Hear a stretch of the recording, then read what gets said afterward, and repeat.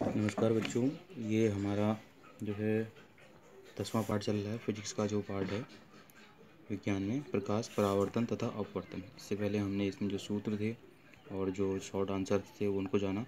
अब हम जो इस पार्ट के जो इम्पोर्टेंट नोट्स हैं चैप्टर के अंदर उनको हम जानेंगे। पॉइंट के रूप में या क्वेश्चंस के रूप में भी इनको चेंज कर सकते हैं, जैसे मैंने किया है ये कि प्रकाश का परावर्तन किसे कहते हैं, इसके नियम लिखिए। कभी कभार क्या आता है, सिर्फ जो है परावर्तन के नियम लिखने को आते हैं, तो आप सिर्फ परावर्तन के नियम लिखेंगे, वो भी समझाता हूँ आपको क्या होता है। पर उससे पहले आप ये समझिए कि प्रकाश का परावर्तन क्या होता है करके, ठीक है। तो प्रकाश का किसी तल से टकराकर उसी माध्यम में वापस लौट आना प्रकाश का परावर्तन कहलाता है। यानी कि किसी तल से टकराएगी और तल जो है उसका जो है सपाट तल होगा, तभी जो है अच्छी तरह से जो है परावर्तन होगा प्रकाश का, ठीक है। और चिकना और सपाट तल होगा तो तभी जो है जो प्रकाश की किरणें हैं वो सही तरह से लौट पाएंगी, जिससे जो है परावर्तन अच्छी प्रकार से होगा। जैसा कि आप इस चित्र में दिख रहे हैं, मैंने दूसरी जगह भी एक चित्र बनाया है, जो है उसको आप उससे अच्छी तरह समझ सकते हैं कि ये कोई तल है जिसे हम दर्पण कहते हैं, कि दर्पण का तल है, ठीक है। यहाँ से कोई प्रकाश किरण इसमें जाती है, जिसको जो जाएगी उसको हम कहेंगे आपतित किरण, और यहाँ पे टकराती है बिंदु पे, जिस बिंदु पे टकराती है उसे कहते हैं अभिलंब, ठीक है। ये आपका जो लाइनिंग खींची है मैंने रेखांकित करके, ये अभिलंब कहलाया है, ठीक। और टकरा के जो वापस आ रही है इसे कहेंगे परावर्तित किरण। जो अभिलंब और आपतित किरण के बीच में बनेगा वो कोण कहलाएगा आपतन कोण, इसे स्मॉल आई से शो करेंगे, ठीक है।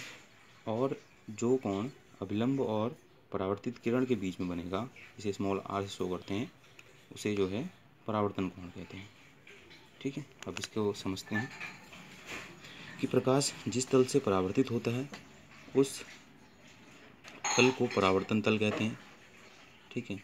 तो यहाँ से प्रकाश परावर्तित हो रहा है तो ये कहलाया परावर्तन तल। परावर्तित प्रकाश की मात्रा परावर्तक तल की प्रकृति पर निर्भर करती है, यानी कि प्रकाश उतनी ही मात्रा प्रकाश की जो मात्रा, जो प्रकाश का जो तल होगा उस पर जो है जो परावर्तित प्रकाश होगा उस पर निर्भर करेगा,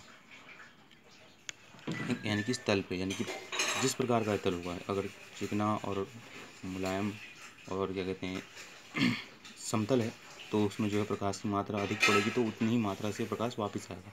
अगर एक खुरदुरा है या समतल नहीं है उतना, तो जो है प्रकाश की मात्रा भी इसमें कम पड़ेगी और ये उत्सर्जन भी जो है प्रकाश की मात्रा का उतना परावर्तित किरण के रूप में कम करेगा, ठीक।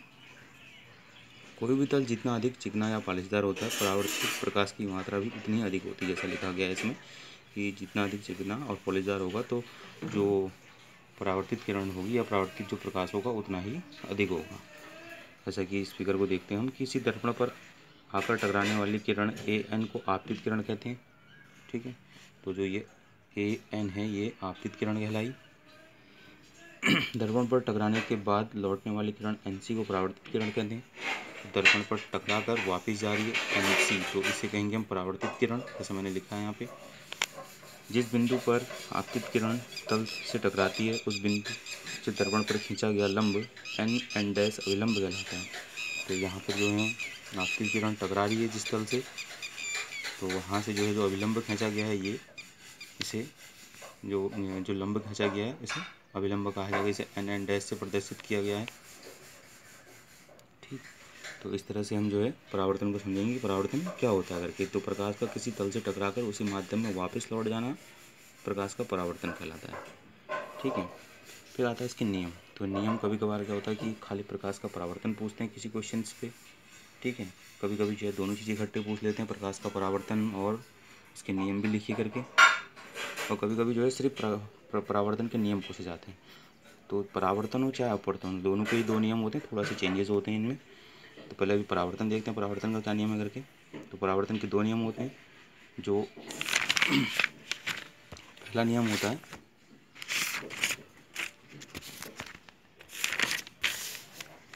प्रथम नियम है कि आपतित किरण तथा अभिलंब के बीच बना कोण, जिसे आपतन कोण कहते हैं,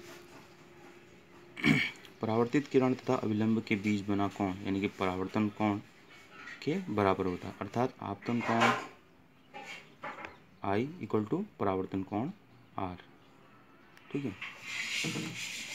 तो जैसे मैंने आपको पहले बताया था कि इन दोनों के आपतित किरण और अभिलंब के बीच बना कोण जो है आपतन कोण, और परावर्तित किरण और अभिलंब के बीच बना कोण परावर्तन कोण, दोनों आपस में क्या होते हैं, बराबर होते हैं। ठीक है, ये तो पहला नियम हो गया।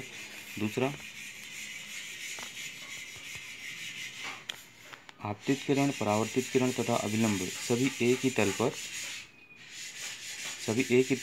के एक ही बिंदु पर मिलते हैं, या सभी एक ही तल पर होते हैं, ऐसा भी लिख सकते हैं। ठीक है, या ऐसा लिख सकते हैं कि आपतित किरण, परावर्तित किरण तथा अभिलंब तीनों जो है एक ही तल के एक ही बिंदु पर मिलते हैं या होते हैं। ठीक, देखिए, आपतित किरण, परावर्तित किरण तथा अभिलंब एक ही तल के एक ही बिंदु पर मिलते हैं या होते हैं, तो ये दूसरा नियम हो गया। ठीक, तो इस तरह से ये प्रकार से कभी कभी दोनों नियम लिखने को, खाली नियम लिखने को आते हैं। कभी दोनों चीज़ पूछी जाती है तो आप दोनों चीज़ का जवाब दीजिएगा, नियम भी और प्रकाश का परावर्तन किसे कहते हैं वो भी बताइएगा। ठीक है, तो इस तरह से आप ये क्वेश्चन को नोट कर लीजिएगा अपनी कॉपी में।